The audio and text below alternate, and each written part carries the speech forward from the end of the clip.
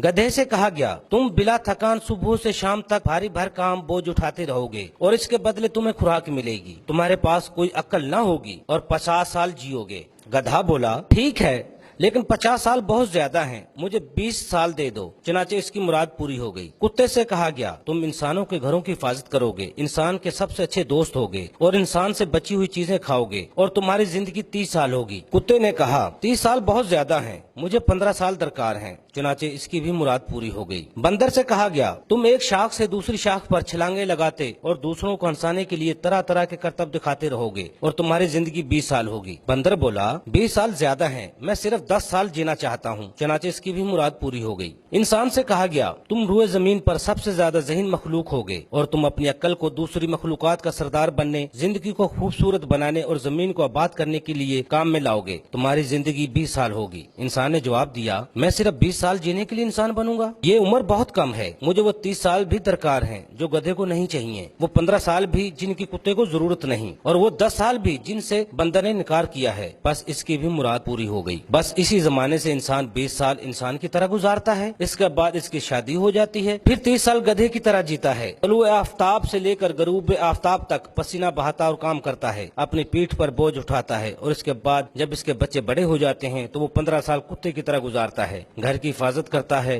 दरवाजे, खिड़कियां और बिजली के बल्ब वगैरह बंद करता रहता है और बच्चों का बचा हुआ खाना भी खाता रहता है। इसके बाद जब वो बूढ़ा और रिटायर हो जाता है तो 10 साल बंदर की तरह गुजारता है, एक घर से दूसरे घर और एक बेटे के पास से दूसरे बेटे और एक बेटी के पास से दूसरी बेटे के यहाँ जाता रहता है और अपने पोते पोतियों को हंसाने के लिए अजीब व गरीब करतब दिखाता और कहानियां सुनाता रहता है। Afzal Ayubi, DMH news, Lahore.